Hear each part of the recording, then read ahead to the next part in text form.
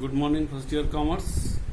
आज हमारे economics class का 15 लेक्चर है और जो ये नया चैप्टर चल रहा है economic reform after 1990 onwards we have discussed the LPG concept which was formulated by the great economist and the former Prime Minister Dr. Manmohan Singh.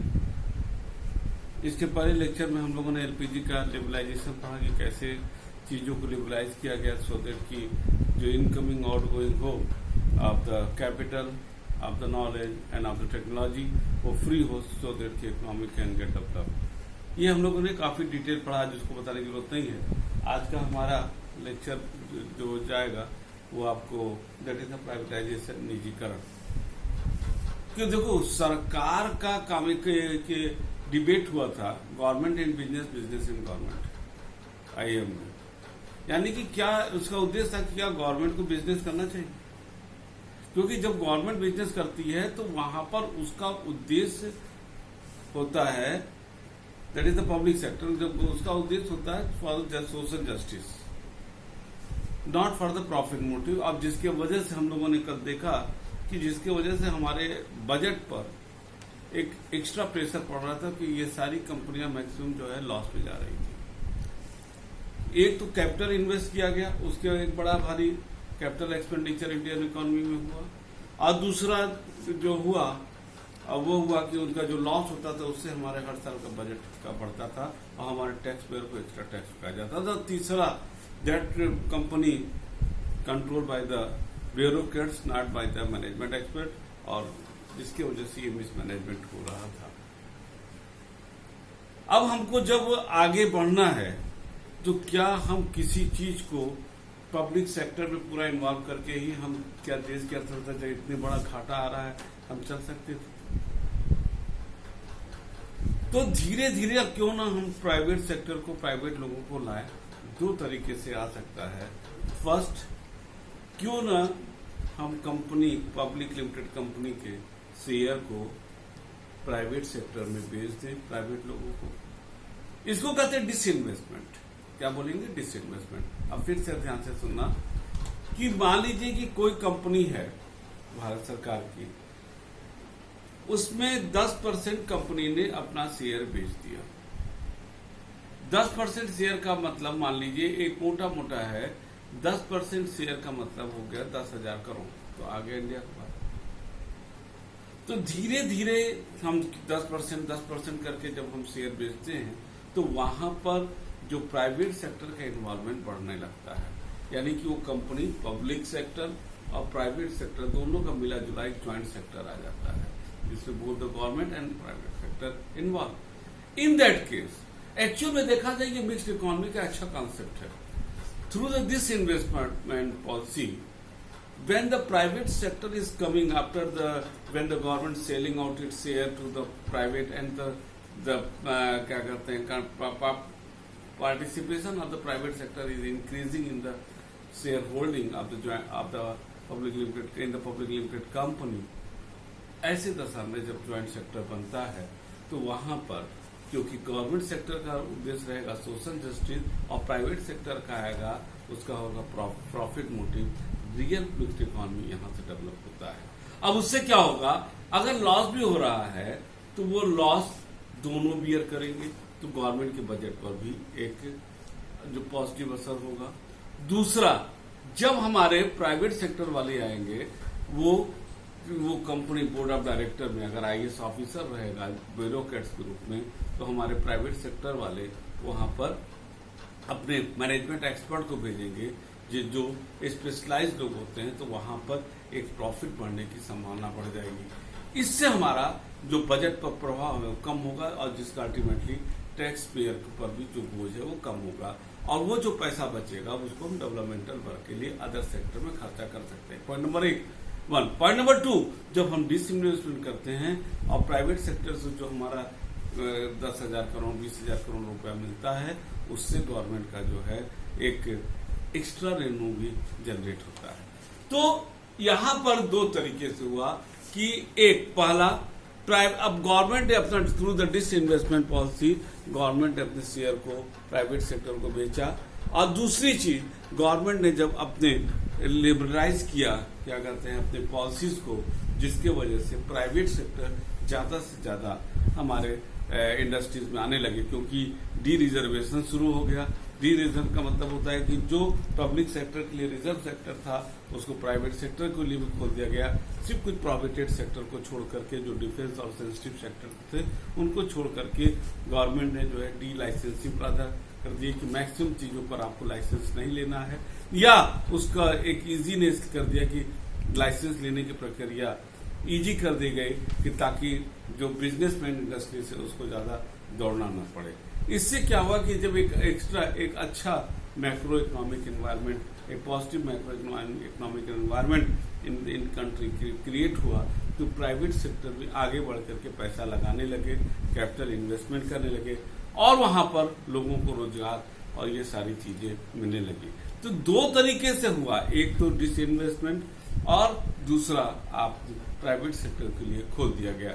और यहां पर जब इससे क्या हुआ कि जो हमारा डिपेंडेंसी था क्या कहते हैं पब्लिक सेक्टर का गवर्नमेंट पर, और वो लॉस को बढ़ा रहा था, वो कहीं न कहीं वो कम हुआ, और जिसके वजह से जो पैसा आया वो डेवलपमेंटल वर्क पर, अदर सेक्टर पर हम लोग गवर्नमेंट ने खर्चा करने लगा, जिसके वजह से हमारे अदर सेक्टर भी वहां डेवलप करने लगे। ठीक है ना। और ये जो माहौल लिबरलाइजेशन से जब हम प्राइवेटाइजेशन की ओर बढ़े, तो ये एक अच्छा माहौल इकोनॉमी में मिलने लगा, और जिसका परिणाम ये हुआ कि इकोनॉमी हमारी धीरे धीरे मूव करने लगी ग्लोबल मार्केट में, इंटरनेशनल मार्केट में। इस चीज का एक अच्छा संदेश गया, और जब अच्छा संदेश गया तो हम लोग प्राइवेटाइजेशन से हम लोग आगे बढ़े, और वो आया आपका ग्लोबलाइजेशन। क्या आया? ग्लोबलाइजेशन।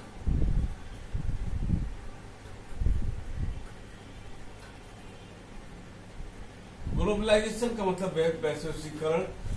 पूरा मार्केट हमारे खुल गया। जब अच्छा माहौल बना तो विदेश की कंपनियां भी हमारे यहाँ आने लगी और यहाँ पर जाने लगी। फॉरेन इन्वेस्टर्स, इंडिविजुअल भी, इंस्टीट्यूशनल दोनों आने लगे, और इंडिया की कंपनी भी जाने लगी।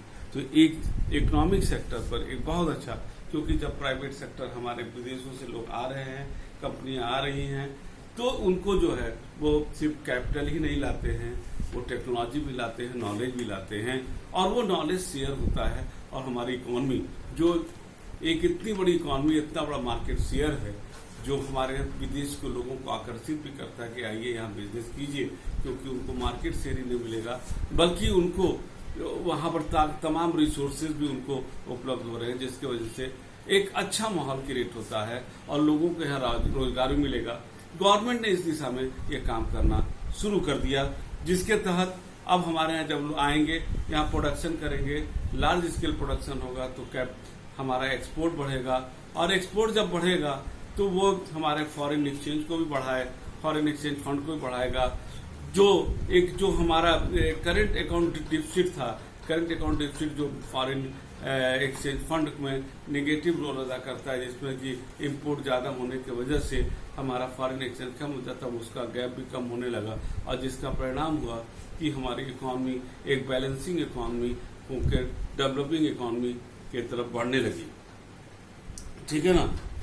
इसका एक जो व्यापक असर हुआ कि हमारे यहाँ एक्सटर्नल बहुत से ज्यादा, आप देखोगे कि इसी इकोनॉमी के बाद तमाम, चाहे इंश्योरेंस सेक्टर हो, वहां पर भी आप देखिए कई प्राइवेट पब्लिक सेक्टर के माने क्या कहते हैं गवर्नमेंट के साथ मिलकर के, या प्राइवेट सेक्टर, जैसे उदाहरण ले लो, मारुति था, तो मारुति इंडिया लिमिटेड तो खैर पहले से था, उसके यूटीआई के साथ आपका आ गया, एक्सिस बैंक आ गया, जो आईसीआईसीआई प्रूडेंशियल, ये सब सारी कंपनियां कोलैबोरेशन की, कुछ प्राइवेट सेक्टर एक्स्ट्रा आई, प्राइवेट बैंक आए यहाँ पर, और क्योंकि इकोनॉमी हमारी बड़ी सुदृढ़ हो रही थी, हमारे इंफ्रास्ट्रक्चर मजबूत हो रहा था और लोगों को रोजगार भी मिल रहा था, तो एक प्राइवेट सेक्टर पब्लिक सेक्टर से के साथ साथ प्राइवेट सेक्टर बहुत तेजी से बढ़ने लगा। और एक चीज बता दे, एक जो हमारा प्लानिंग कमीशन था, जो अब नहीं है, प्लानिंग कमीशन की एक रिपोर्ट आई थी जिसमें कहा गया था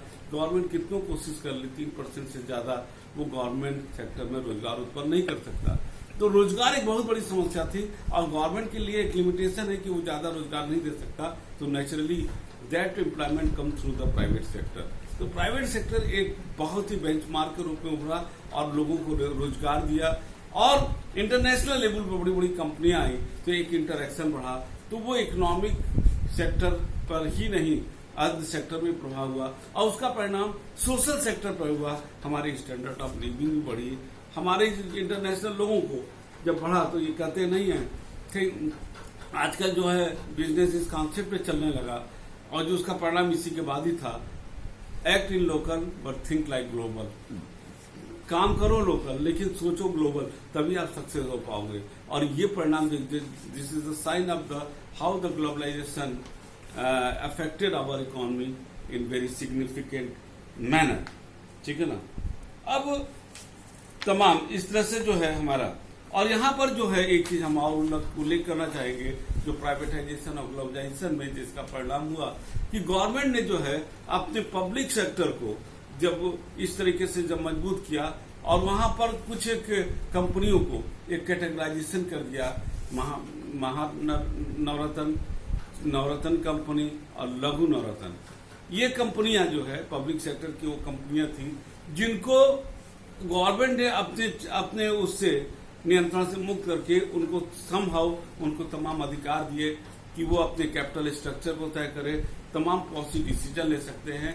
एक सिग्निफिकेंट चेंजेस लाया। ध्यान रखना, महानवरत्न, नवरत्न और लघु रत्न करके तमाम जो पब्लिक सेक्टर की बड़ी बड़ी कंपनियां थी उनको जो है इस कैटेगरी में ला करके उनको ऑटोनोमस बॉडी की तरह काम करने का छूट दिया, और जिसके वजह से ये कंपनियां बहुत अच्छे तरीके से काम करने लगी। ठीक है। यहाँ पर हमारे जो वर्ल्ड लेवल पर जो ऑर्गेनाइजेशन है जैसे WTO और गैट के बाद हमने बताया था, गैट का फुल फॉर्म होता है general agreement of trade and tariff. That was the agreement between the so many countries.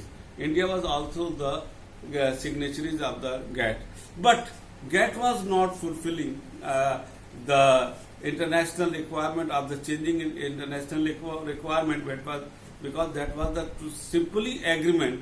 So after the abolition of the GATT, the international organization and the UN flagship created as the WTO, World Trade Organization, in which India is also the member country.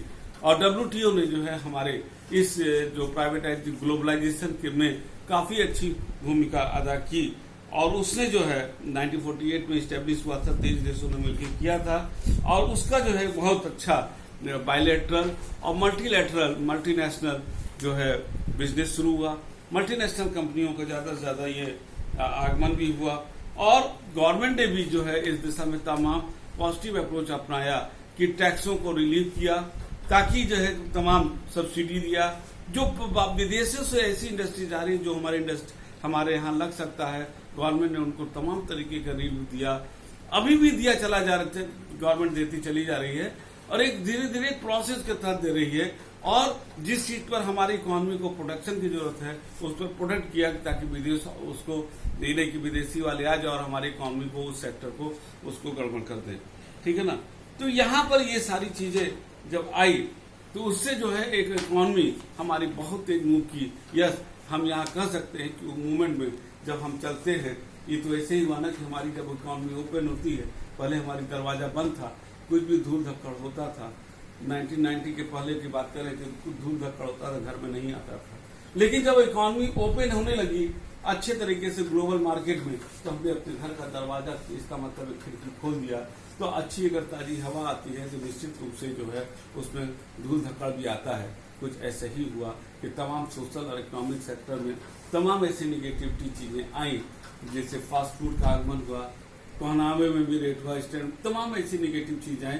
लेकिन वो हम यहाँ कह सकते हैं, कुछ लोग शिकायत करते हैं कि दिस इज द क्या कहते हैं आउटकम ऑफ द ग्लोबलाइजेशन, कि हमारे यहाँ एक इस तरीके से परंपरा बढ़ी। अब देखो कि 1991 के बाद ही हमारे यहाँ प्रोफेशनल कोर्सेज CA MBA का बहुत तेज बढ़ोतरी हुआ, और लड़कियां भी जो है सर्विस सेक्टर में प्रोफेशनल ग्रुप में बहुत ज्यादा आगमन कर ली। ये सब 1991 के बाद हुआ। एक पॉजिटिव चीजें काफी जबरदस्त हुई कि डेमोग्राफिकली भी हम जो है चेंजेस लाए। लेकिन हाँ, निगेटिविटी आई, तो निगेटिविटी के बारे में हम ये जरूर बोल सकते हैं कि निगेटिविटी ये एलपीजी कॉन्सेप्ट का तो नहीं था, वो हमारे उस चीजों को गलत ढंग से अडॉप्ट करने का है। इसको ऐसे कर देते हो कि चाकू से किसी को मारा गया तो क्या चाकू का दोष था? नहीं, ये चाकू का दोष नहीं है, वो सोच का परिणाम है जिसके वजह से आपने किसी का मर्डर किया। ये है तो हम चाकू को इसको खत्म नहीं कर सकते। उसी तरह LPG concept play very significant role in the economy, और निश्चित रूप से कमियां आई और उस कमी को दूर करना एक सामाजिक व्यवस्था का अंग है। और गवर्नमेंट भी इसको आर्थिक क्षेत्र में, इकोनॉमिक सेक्टर में तमाम चीजों धीरे धीरे दूर करते चले जा रही है। और आज की डेट में हम एक डेवलप कंट्री के रूप में काम करना माने पहुंच रहे हैं। ये था एलपीजी कॉन्सेप्ट का। आज हमने प्राइवेटाइजेशन और ग्लोबलाइजेशन को समझा। आगे की क्लास में जो है हम एक इसी का ओवरव्यू कि कैसे कैसे हुआ, क्या क्या हुआ, जीडीपी में क्या क्या परिवर्तन हुआ, इन सारी चीजों का हम लोग अध्ययन करेंगे। तब तक के लिए good day and good bye.